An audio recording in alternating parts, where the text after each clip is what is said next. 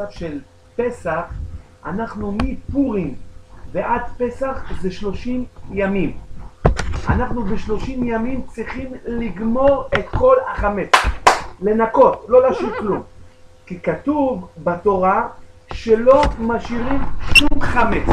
אז עכשיו אנשים מתלוננים, מה, יש לי הרבה ארונות מלאים, מה עושים, לזרוק? התורה לא רוצה שיהיה אובדן וצער על זריקת דברים, זה אסור. אז מה עושים? מפעלים גדולים שמייצרים אטריות או ופלים, מה, כל המפעל, מה, יזרקו? מה יעשו? אז חיפשו פתרון, רבנן מצאו פתרון, שם שזה מכירת חמץ. על ידי מפעלים זה מוכרים את החמץ, כל האזרחים, האנשים מצטרפים למכירת חמץ. אבל אני משתדל לא למכור חמץ, אני לא רוצה. למה? חמץ אני לא רוצה בבית. אבל אתם, שנשאר דברים וחבל, אתם מזדמנות מצטרפים למפעל שמוכר את החמץ. אבל ההלכה אומרת, הכי טוב לא להשאיר חמץ. זה הכי טוב. אבל אם אין ברירה, יש ילדים, לא שמתם לב, קניתם הרבה, היה מבצעים. הסופרים ידועים, בפורים מתחילים במבצעים, למה? שתגמרו עוד, תמלאו בבית, וכך תגידו, נשאר לי הרבה חמץ, מה עושים? כן, אפשר. גם בבית אפשר, זה לא קשור למחסן. גם בבית לשים ולכתוב פתק, חמץ לא לגעת. אפשר. נכון, בדיוק, נכון. לא, את בסדר, אבל אם אני בא אליך הביתה ואת אומרת לי תיקח ואני פותח, מה אני עושה? צריך הגנה. צריך הגנה.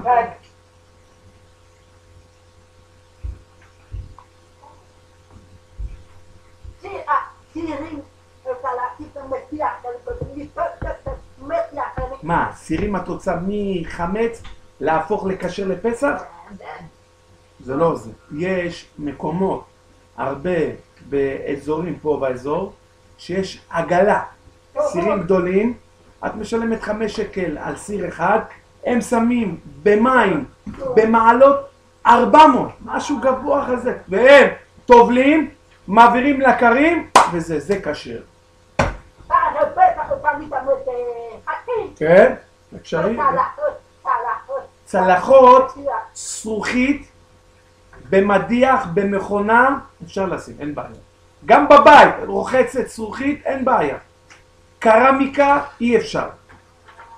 פורצלן, קרמיקה. פורצלן, אי אפשר. קרמיקה, אי אפשר. עץ, אי אפשר. פלסטיק, אי אפשר. כל 5 המשפחות האלה, לא אפשרות לשנות לפסח. אי אפשר.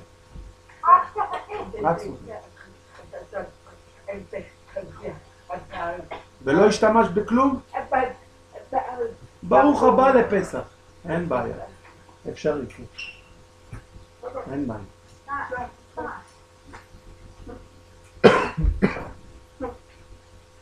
כל שנה בשנה. כל שנה. כן, צריך לנקות, להחזיר. כן, כל... לא, לא צריך. הוא הלך ויחזיר.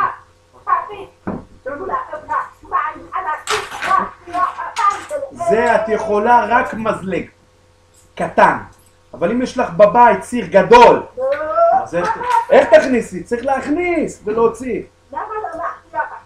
לא, לא עוזר, כי צריך, הסיר צריך מסביב, כל הסיר מסביב, מפה, הכל. אז מזלג את יכולה בבית, את צודקת.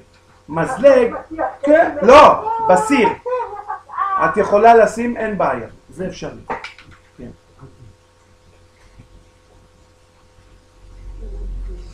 טוב.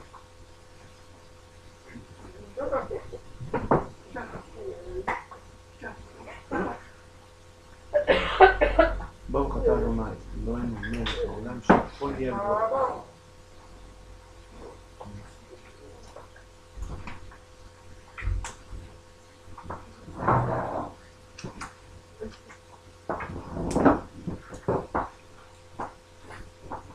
טוב, אנחנו נדבר,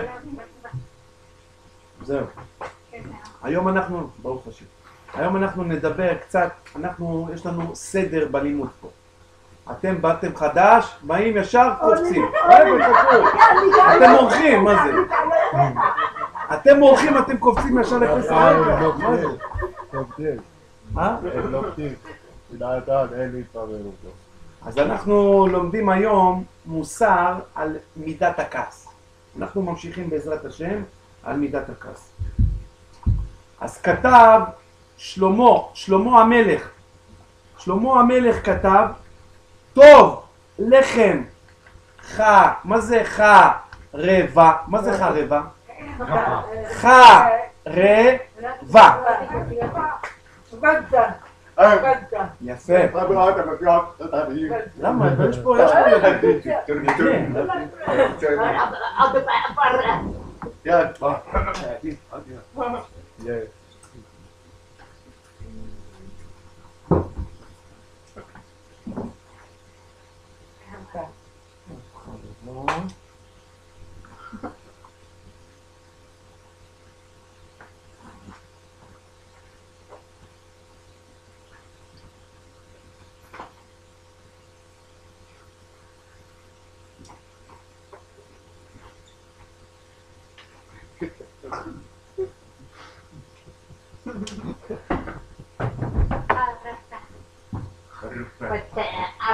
פת, אנחנו בתורה שקוראים לזה פת, זה נקרא לחם. לא אומרים לחם זה שפה ישראלית של זה, אבל מהתורה שכתוב פת זה נחשב ללחם. עכשיו, חרבה זה לחם יבש. אתם מכירים את הצנינים, או שלחם שנשאר 4-5 ימים הוא כזה יבש. תדעו לכם שהלחם הזה הוא הכי בריא לאכול. אז מה? זה בריא. צריך אבל אומץ. לא לטוסטרים. עכשיו את משאירה את הלחם 3 ימים, 4 ימים. לא, בחוץ קנית עכשיו מהמכולת לקחת, לחם נשאר, הלך, אחרי יומיים חזרת הביתה, ראית את הלחם קצת יבש, הוא בריא לאכול. הוא נותן כוח, אבל אנחנו לא יכול... כן. עובש. נכון.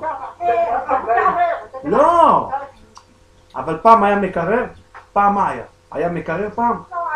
המקרר זה חדש, 50 שנה. המקררים זה חדשים, זה לא זה. אז פעם שהיה פת חרבה יבשה, לא היה ברירה, היו אוכלים. וברוך השם, היו מתים באיזה גיל? 100, 110, היו חזקים. למה?